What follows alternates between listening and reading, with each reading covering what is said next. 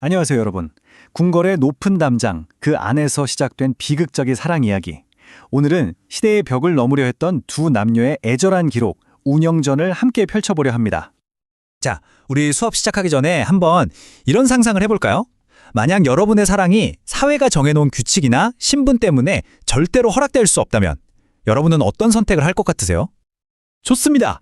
이 질문에 대한 하나의 슬프고도 아름다운 답이 될 수 있는 운영전의 이야기를 오늘 이 5가지 열쇠로 함께 열어보겠습니다. 운영전이 수많은 고전 소설 중에서도 왜 그렇게 특별한 작품으로 꼽히는지 그 비밀은 바로 이 소설의 아주 독특한 구조에 숨어 있습니다.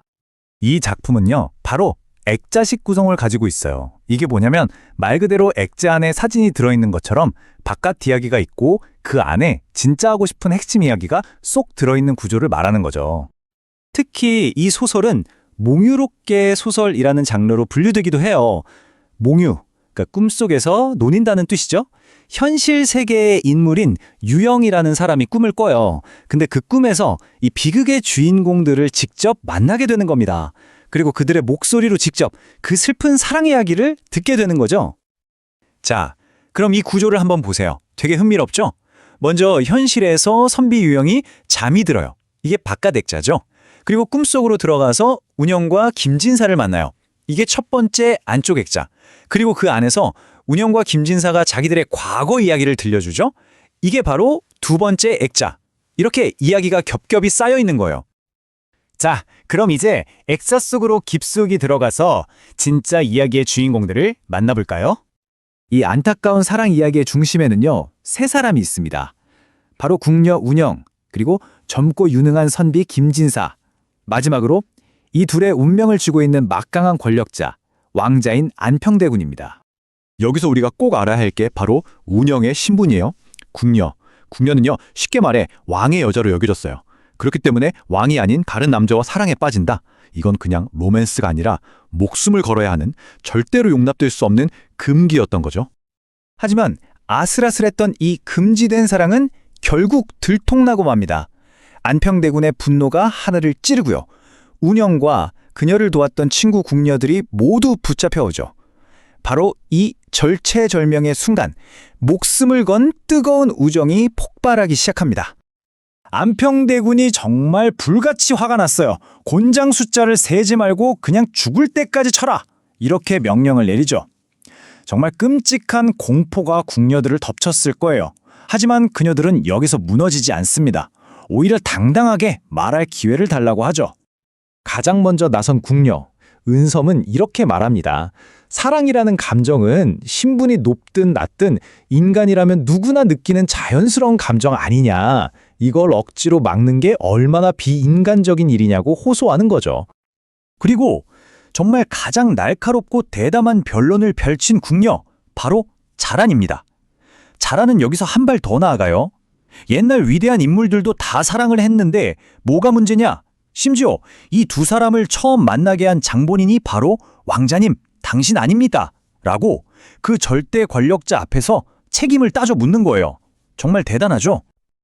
자, 자라는 논리를 한번 분석해 볼까요? 정말 치밀하고 설득력이 있어요. 보세요.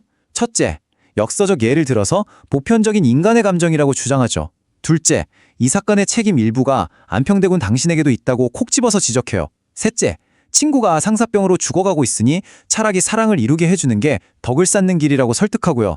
마지막으로는 이 모든 죄를 자기가 뒤집었을 테니 친구를 살려달라며 자기 목숨을 내놓습니다. 와, 논리, 책임 전가, 감정 호소까지 완벽한 변론 아닌가요? 다른 궁녀 수옥도 마찬가지였어요. 운영이 김진사를 만날 수 있게 다리를 놓은 건 바로 접니다. 제발 제 목숨을 거두고 운영을 살려주세요. 라면서 친구를 위해 기꺼이 죽겠다고 나섭니다. 정말 눈물겨운 우정이죠. 친구들의 이런 용기 있는 변호 덕분에 안평대군의 화는 누그러졌어요. 하지만 안타깝게도 이야기는 이미 정해진 비극적인 결말을 향해 달려가고 있었습니다. 결국 운영은 홀로 별당에 갇히게 되고 그날 밤 스스로 목숨을 끊습니다. 이 소식을 들은 김진사 역시 절망 속에서 그녀의 뒤를 따르게 되죠. 지상에서의 사랑은 이렇게 슬프게 끝나고 말아요. 하지만 이야기는 여기서 끝나지 않습니다. 원래 하늘의 존재였던 두 사람은 죽은 후에야 저 하늘 위 천상에서 다시 만나 비로소 영원한 사랑을 이루게 됩니다. 여러분, 이 결말이 왜 중요하냐면요. 당시 대부분의 고전소설은 권선징악, 해피엔딩, 이게 공식이었거든요. 그런데 운영전은 현실의 비극을 외면하지 않고 그대로 보여줬다는 점에서 정말 파격적이고 시대를 앞서 나간 작품이었던 거예요. 그러니까 두 사람의 죽음은 그냥 슬프다 하고 끝나는 게 아니에요. 이건 바로 개인의 자연스러운 감정과 인간성을 억압하는 당시 사회제도가 얼마나 폭력적이고 비인간적인지를 온몸으로 고발하는 아주 강력한 비판의 목소리였던 셈입니다. 자, 이렇게 운영전의 슬프고도 아름다운 이야기를 함께 따라와 봤습니다. 그럼 이 이야기가 오늘을 사는 우리에게 어떤 질문을 던지는지 함께 생각해 볼까요? 자, 오늘 배운 내용 잘 기억하고 있는지 확인 한번 해볼게요. 운영전이 다른 고전 소설들과 딱 구별되는 가장 큰 특징 뭐였죠? 그렇죠. 바로 해피엔딩이 아니라 비극적인 결말을 통해서 현실 사회의 문제점을 아주 날카롭게 비판했다는 점, 바로 그거였습니다. 운영전은 수백 년 전에 쓰인 이야기지만 이 소설이 던지는 질문은 지금도 우리 가슴에 그대로 와서 박히는 것 같아요. 나의 행복, 개인의 자유로운 감정과 사회가 정해놓은 규칙, 규범이 서로 부딪힐 때 우리는 과연 어떤 선택을 해야 할까요? 정답이 있는 질문은 아닐 겁니다. 이 묵직한 질문을 한번 가슴에 품고 여러분이 직접 운영전을 끝까지 읽어보면서 자신만의 답을 찾아보는 건 어떨까요?